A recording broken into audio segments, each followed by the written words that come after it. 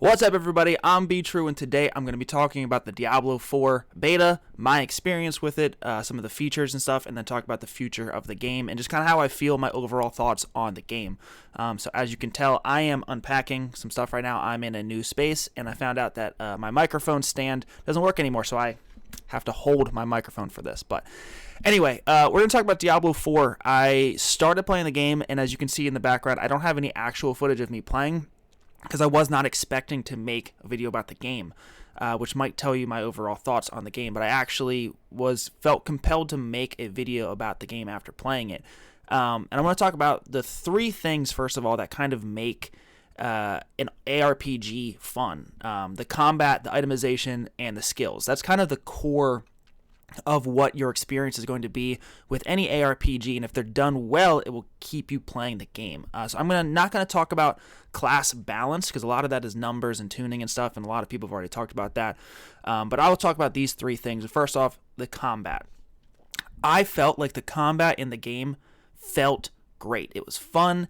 It's a really good control of your character. It's visceral. The sounds, the feeling, the visuals of everything, it felt really, really good. The combat itself was fun. Seeing as how that is kind of the crux of what you're doing in an ARPG, super, super important. And I think Blizzard nailed the combat aspect of it. Like, it feels good. If you take out the numbers and the skills and all that stuff, just the actual feeling of fighting monsters feels really, really good. I enjoy the dodge mechanic. I enjoy the ability now where you kind of have a little bit more control, especially when you're fighting bosses, of kind of avoiding some of the bigger damage dealing skills.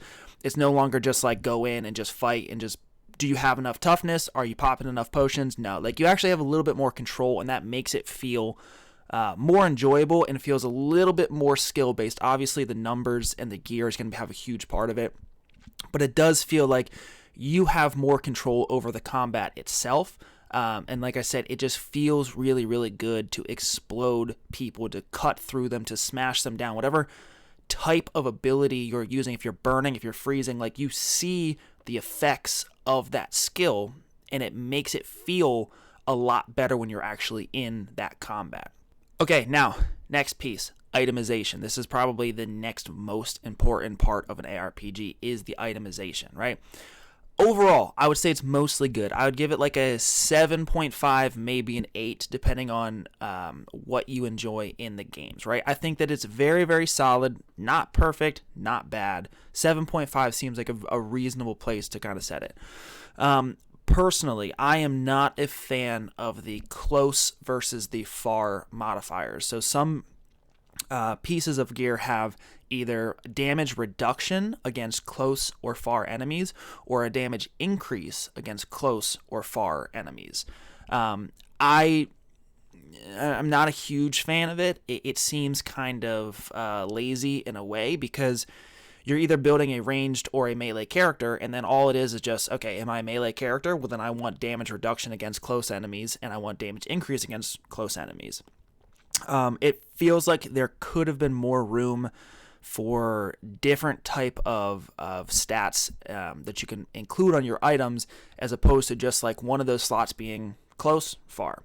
Not a huge fan of that part itself. Way back, long time ago, when they were building the game, they had talked about demonic and angelic stats, which would be a piece, like one of the stats on your items would be demonic presence or angelic presence. And if you had, each piece would then have like an additional skill or stat at the bottom that was like, if you have, let's say 100 demonic essence, you also get this stat on your piece of equipment. I thought that was a really, really intriguing concept that they had for your individual gear. It's not in the beta. It doesn't look like they're going to be doing it. Possibly they could come up with a system in the future. But what I enjoyed about that was it gave you important choices for your gear. It was no longer just like, does this piece have the perfect stuff that I need? Well, now you also might have a stat that you really, really want on a piece of equipment, but you don't have enough demonic or angelic presence to unlock it. So now you have to find other pieces that give you that demonic or angelic stats to unlock that stat on your other piece of equipment. I felt like it gave more choices. It gave more important decisions as far as which stats you're looking for, as opposed to just like that could very easily have replaced the close and the far. Obviously, that is a personal thing that I don't enjoy, but I liked the choice of like you don't get everything in your equipment and you sacrifice some stats to unlock other stats. I thought that was a really good system. I thought that it would be fun and enjoyable. Obviously, there would be a lot of balanced stuff with that as well. It's not in the game, but it is something that I feel like is a little bit lacking as far as like your choices having some drawbacks. Like instead of always just having the perfect thing, I liked the thought of like you just don't get everything. They do that with the skills in this game, which is good. I think they could have done that with the items as well. Part of what keeps this from being a higher, like a 9 out of 10 for the itemization for me, is not necessarily feeling like I have a bunch of hard decisions to make. It's kind of just like, did I find the gear that has all of the stuff that I want on it? That being said, on top of that, then like I do enjoy the legendary modifiers in the skills, and I like the ability to transfer the legendary powers to other pieces of equipment. I think that's a fun system. I hope that more or most of the legendary powers and the modifiers are going to be skill changers and not just damage modifiers. Having something that increases the damage of your legendary skill doesn't really change much at all, right? It's just like, is this what I'm playing? I want more damage for it. Sure. Or if you find something that has a lot of damage, well, now I'm going to start using this skill because it just does so much more damage. It's not great from a choice or a build individuality. It's just like, here's more damage. There are things, however, that change the way skills work. For example, the Barbarian has one where Whirlwind now pulls enemies towards you. If you want to play a Whirlwind Barbarian, that is super, super helpful and important. If you're playing another type of Barbarian, maybe you get that and you decide, hey, maybe now I will play a Whirlwind Barbarian because this skill makes the skill, or this item makes the skill a lot better. The Necromancer has the one with the blood mist exploding the corpses around you. Now, you don't need corpse explosion on your skill tab.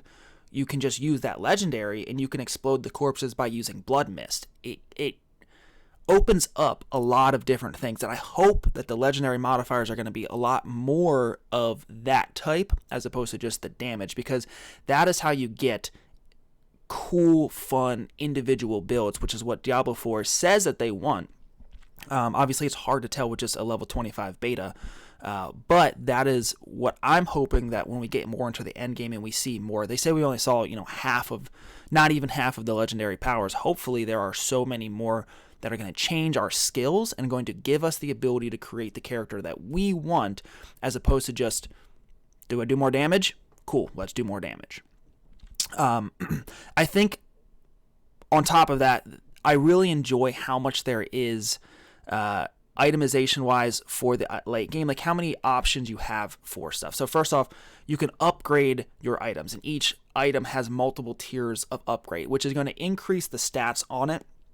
It's not changing the item at all, but it's taking an item that is already rolled, the item like the stats that you want, and then we're going to increase those stats. Okay, it's a good power scale. It's a way to scale yourself up.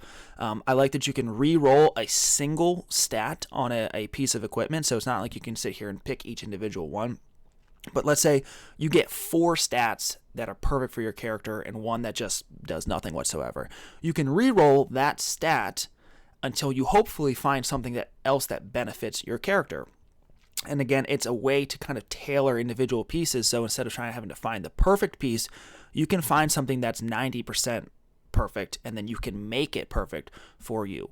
I like that you can transfer legendary aspects. I said that, with the legendary modifiers thing, but again, instead of just finding legendaries that are going to be rolled perfect, you can now find sub-perfect rare items and then make them perfect for your character. All of this stuff is a huge gold sink, which I think is good for the economy. I never, in the beta clear, obviously, this is all the beta. Like, maybe you have billions of gold when you hit level 100, right? But I never felt in the beta like I had enough gold for all the things that I wanted to do for just a single character, right? With the items and all that stuff. And the higher that you get in the levels, the higher your items are, the more expensive things cost. And so I think that's a good system to keep me, like, it gates me from getting perfect stuff. And I know that you can trade gold, and there's probably going to be off, like, third-party gold selling websites and all that stuff. But I like that it makes it difficult for me to get perfect stuff. I love the infinite item chase. And this makes it even harder for me to get those perfect items, which keeps me personally playing the game a lot longer. Okay, and the last piece of the ARPG is going to be the skills. Now, for Diablo 4, that is going to be broken up. I'll talk about each individually. We've got the skill tree and then the Paragon board, and each one of those is its own separate thing that's going to kind of give you control over the character that you're building. So right off the bat, I'll say I didn't love the skill tree that we got in the beta. It felt like there were a lot less skills and a lot less options for the characters. And this has nothing to do with numbers or the balance, because that can be changed very easily.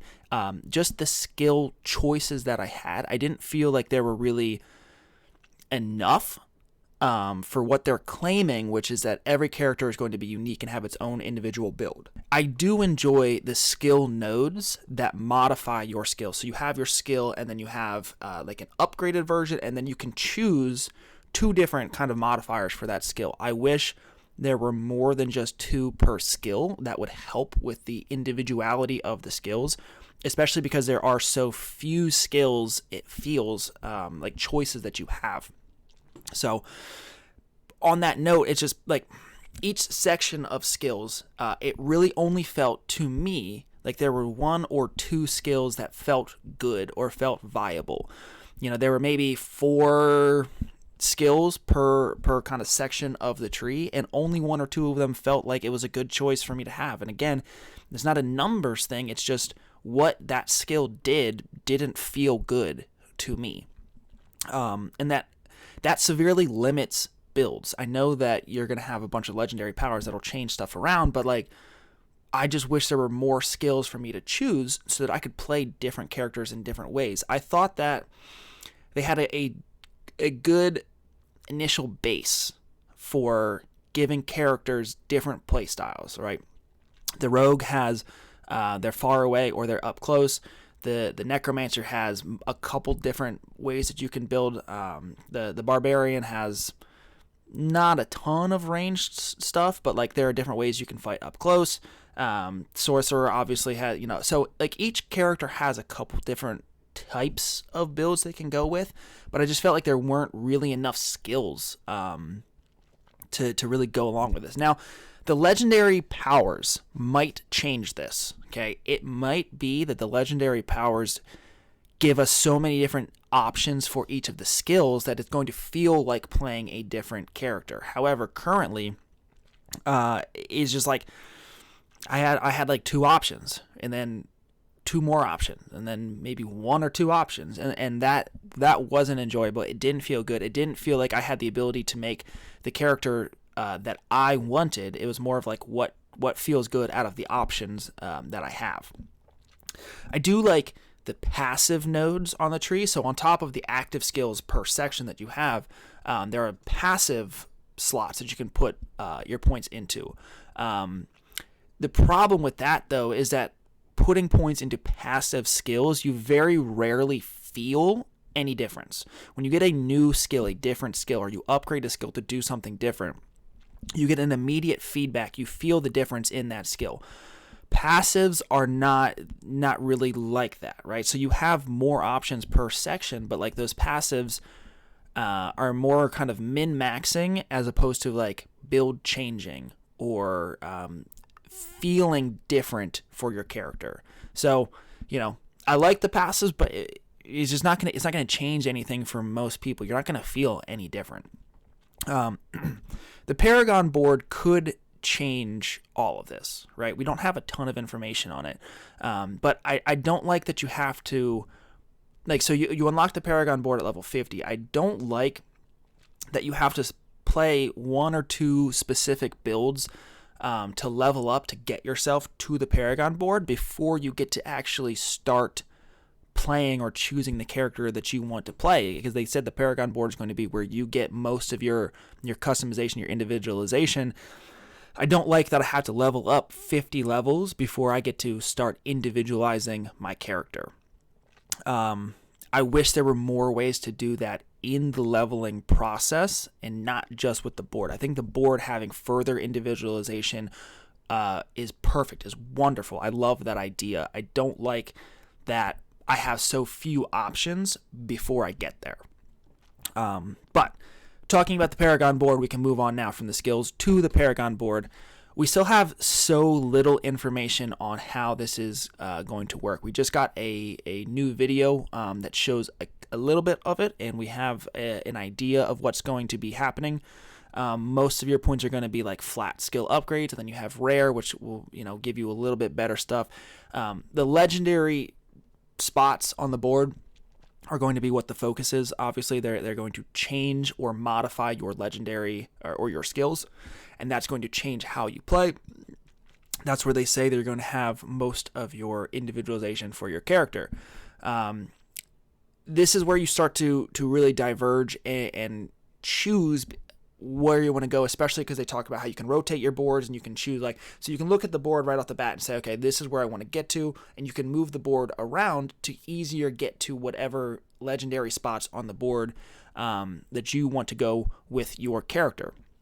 Now, I don't believe it's been confirmed yet whether or not these boards are randomly generated or if they are set per character, meaning do all necromancers have the same, let's call it 10 boards. I'm not really sure how many boards there will be. Does every necromancer have the same 10 boards to choose from, and then how they slide and adjust their Paragon board is going to be what gives them the individuality? Or will they be randomly generated where everybody has a different board, a different configuration, and different legendary skills that pop up on those boards? Will they be procedurally generated, which will make every single individual character that you make? So if you make 3 necromancers, will you get different boards for each one of those necromancers? We're not sure entirely how that's going to work yet. I don't believe it's been confirmed one way or the other. There are pros and cons to this, okay? Are the Paragon boards going to determine the type of character that I play? For instance, if they are random, okay? Let's say there's a specific type of necromancer that I want to make, right? Do I have to continue to re-roll characters if they are randomly generated? Do I have to keep re-rolling necromancers, getting them up to level 50 to unlock the Paragon board until I get the type of legendary modifiers that I want? Let's say, I want to play, and so Corpse Explosion was a very, very so let's change it up. Instead of Corpse Explosion, let's go with a Blood Necromancer. Let's say I want to go with a tanky blood necromancer who has a lot of sustained drain. He heals himself, he's dealing damage, he's a blood romancer. Okay, I get to level 50, Paragon board unlocks, and all of the legendary nodes that I have are for bone or shadow or Corpse Explosion, and I get nothing for blood. Do I then have to change, if I want to make a blood necromancer, do I have to make a brand new necromancer, level him up to 50, hope that I get blood powers on my Paragon board, and just keep repeating until I get the perfect Paragon board setups? That would be a con if they are randomly generated. A pro to being randomly generated, though, is that it would actually make every single character unique and give you individuality. The issue with this is, what determines the character that I'm playing? Do I get to choose what type of necromancer that I want? Can I start a character and say, hey, I want to play a Blood Necromancer, and I'm going to farm the items that I want to make the Blood Necromancer. I'm going to choose all the skills on the skill tree that I want for my Blood Necromancer, and then I'm going to level up my Paragon board to make my Blood Necromancer. Or are the Paragon boards and the items going to determine how I build my character? Am I just going to make a Necromancer, and then my build will be determined by the items I find and the Paragon boards that I receive? I personally would rather the former, the first option, where I get to choose what type of character I want to play, and then everything else around it, I choose how to enhance that play style. However, like I said, there are pros and cons to it. There are pros and cons to the set board, and there are pros and cons to the random board. I am not a developer. I am not the person to figure out the answer to that. But I know that I would just rather have the control over my character being the build that I'm looking to play, as opposed to my build being determined by the things that I am given in the game. It would be really, really cool if, let's say, I get to level 50 and I'm using a Blood Necromancer.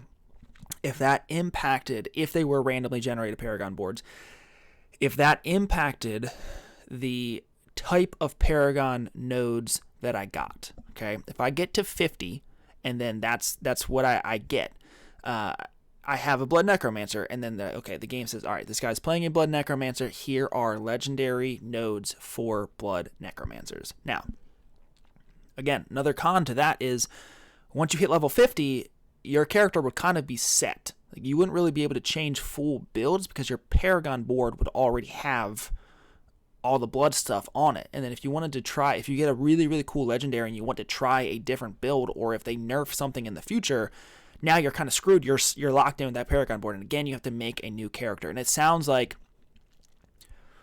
kind of sounds like the devs are encouraging you to have multiple of the same character because of the different builds. And they say that once you have a build far enough ahead, it would just be smarter to build a new character from scratch.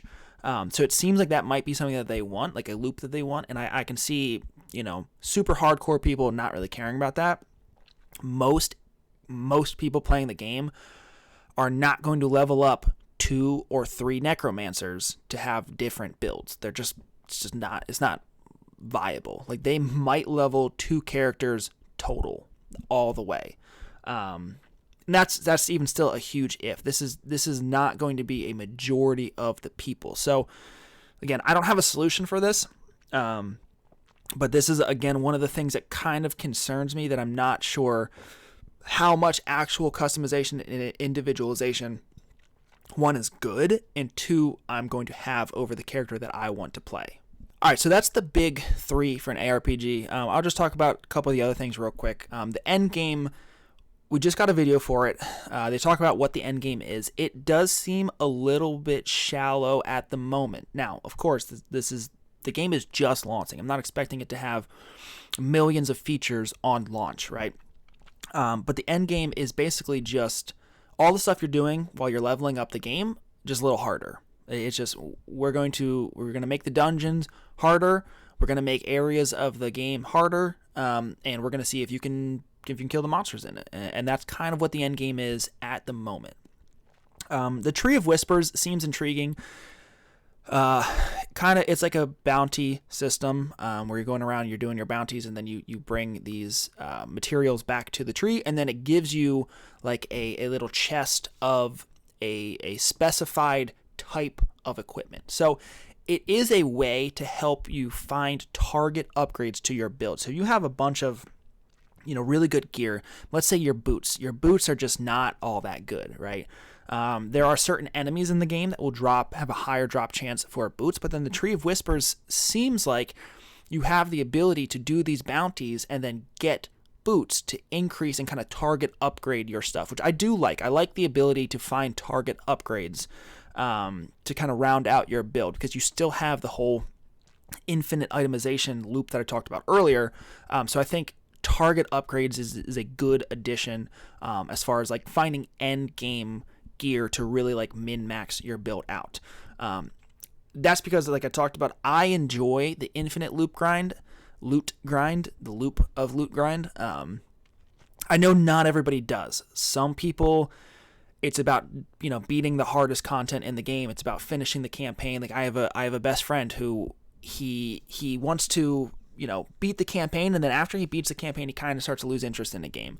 I have another best friend who all he cares about is 100%ing every game. And so like all the little statues in the dungeon, all that stuff, like he doesn't even care so much about the grind for gear as much as like I want to get 100% in games.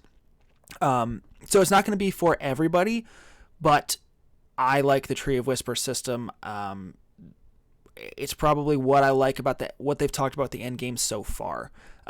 They have said that seasons are going to change this. They're going to add more stuff in seasons for end game, give you more activities to do once you've started to defeat the hardest content in the game. Hopefully they find new fun goals to add to the game that keeps the game fresh instead of just we're leveling up another character and here's a couple new builds you can try out each season. Hopefully they find ways to keep people excited about hitting max level and not like once I hit max level, I've accomplished it. All right, next, world bosses. I think the world boss was a lot of fun. I enjoyed it. I only got to fight the world boss one time, which, made it a little bit difficult for me to get a true understanding of it. However, fighting Ashava the one time, I actually had a lot of fun. I died a ton of times. I thought it was a good challenge. I liked the fact that it's a world boss, and it's like you're probably going to die if you are not very, very over geared for it. And that's part of why they have up to 8 people go up in and fight it, because it's meant to be a big challenge. One of the reasons that I died a bunch of times, though, that I wasn't a big fan of was that Ashava has a move that basically one-shots everything. It is near impossible to survive the claw swipe attack. She, I'm not really sure, I think it's a she, does a double claw swipe attack in a circle kind of around the map. The hitbox on that move is not clear whatsoever. So first time fighting it, I thought that the hitbox was from the center of the body to the tip of the kind of blade or the wing or whatever you want to call it.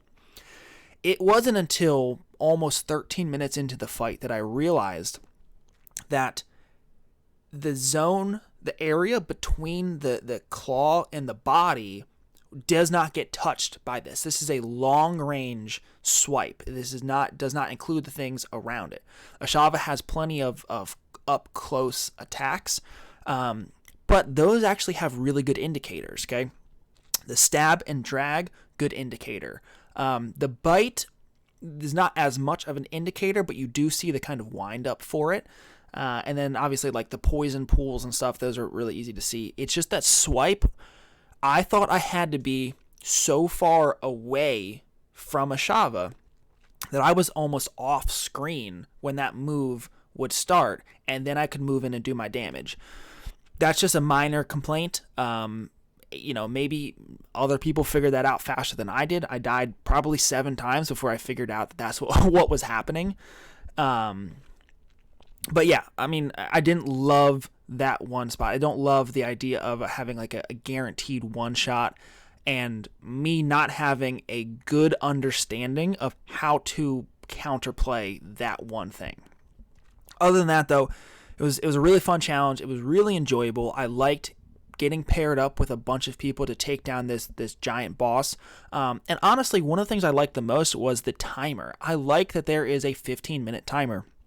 I think the added pressure makes it exciting. It makes the challenge more enjoyable. We killed Ashava, I'm not exaggerating, with 7 seconds left. Okay, 15-minute timer, there were 7 seconds left when we killed Ashava. When we got down to a minute remaining, I had already died over 10 times. I think I died exactly 10 times. So a lot of my gear was broken at that point because you lose durability. You lose 10% durability when you die. A lot of my gear was broken. There's like less than a minute left, okay? there was still enough health that I was scared we were not going to complete this. I truly believe we were not going to get it in time.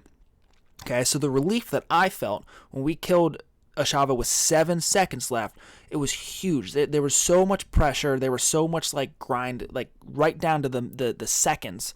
That was a lot of fun. I liked that. It wasn't just like, hey, if you are headstrong enough, if you just sit here long enough, eventually you will kill it. No, you got 15 minutes. Figure it out. Either you guys have enough gear and you are good enough, or you are not. I think that's great. I think that is an excellent addition to this to increase the difficulty and increase the stress and the challenge of it. I love that. I know all world bosses are going to have that. I don't know if when you hit max level, if you're going to be killing them in 7 minutes and it's not even going to really be all that much of a challenge. But for the one fight that I was in, the timer made the experience a lot more enjoyable and a lot more stressful in a good way, right? It made the challenge exciting. And that's what I want out of this game. I want to be excited by challenges and not just, hey, I know if I'm here long enough, eventually I'm going to kill it.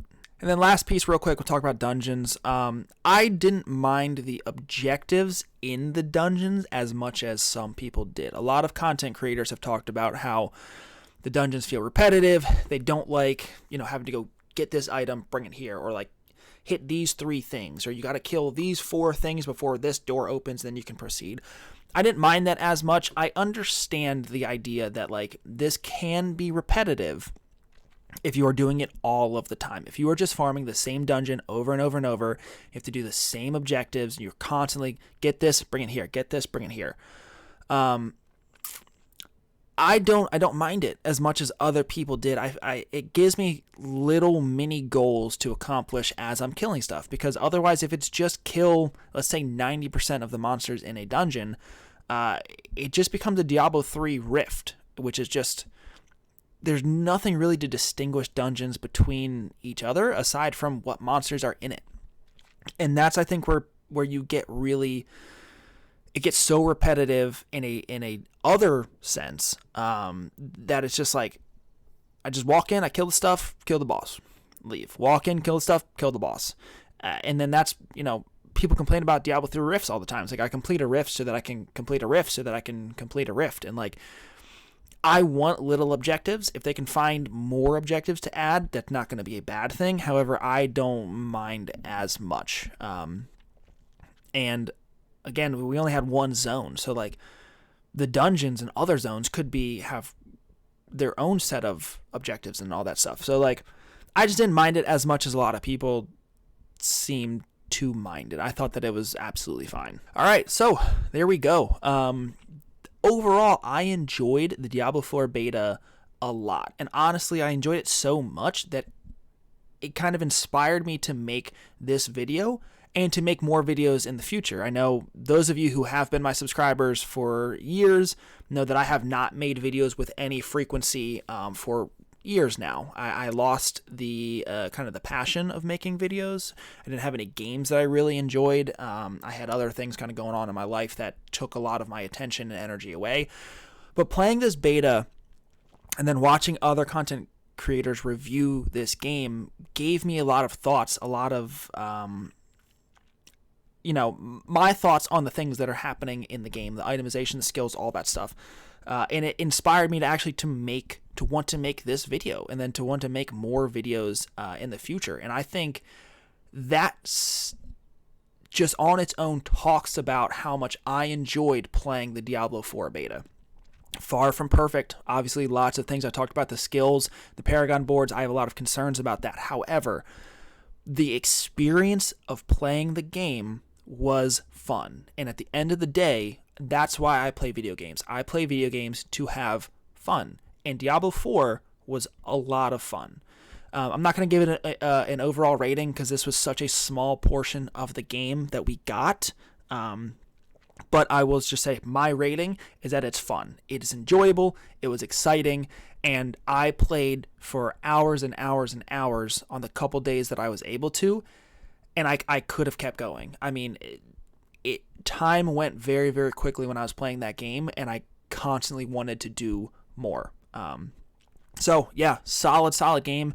I think if you are a fan of ARPGs at all, MMOs with loot grinds in them, I think that you will enjoy this game as well. I really do think that it is going to be something that is going to, at the very least, pay back the money that it costs in enjoyable and excitement, right? What is it? I think it's $70 to get the game. I think you will get $70 worth of enjoyment out of the game. I really do think so.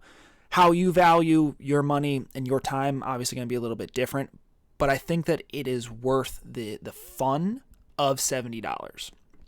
On top of that, I'm going to be making more videos. I obviously didn't talk about any of the individual classes. I didn't talk about class balance or any of that in this. I want to make videos on each of the individual characters and kind of talk about them a little bit. It is difficult because it was a low-level beta and we don't have any of the endgame systems. We have half of the legendary powers. The devs have constantly said, like, hey, just relax on the class stuff. You didn't really get to see what each class is capable of. I will still give my thoughts on the classes and try to avoid the balance as much as possible while doing so. So there are more Diablo 4 videos that I'm planning on making that I want to bring to you guys. And then on top of that, once the game actually releases, I plan on streaming this game at least one day per week. I know that's not a lot. I know, the streamers do this every single day. I have more things in my life that are important to me that I have to give my time to first, so I don't have the ability to stream all the time. But I do want to get to some kind of consistent streaming schedule because I miss streaming. I miss hanging out with you guys. I miss the small community that I had that was very tight-knit and the people who enjoyed my content, and I enjoyed interacting with them in the stream. So this seems like a game that I would be able to stream with some frequency and enjoy and be able to kind of get back into that with you guys. Anyway, that's going to be it for me today. Diablo 4, this is all going to change as I get a new mic stand to fix this issue, and I kind of start to get back into the video creation mode and kind of fix all this stuff up and maybe upgrade some stuff. Anyway, thank you so much. If you are still watching to this point in the video, I appreciate your support so much. I know that I ramble sometimes and maybe I don't have all the best information, but these are my thoughts on the game, a game that I am looking forward to, that I enjoyed a lot. Like I said, I appreciate you guys sticking around and just watching the video. If you made it this far, you should definitely consider subscribing to the channel because I want to make more Diablo 4 videos. And if you can listen to me talk this long, it's definitely worth a subscribe. But anyway, that's it for me, guys. I hope you have a wonderful rest of your day or night, and I'll see you in the next video.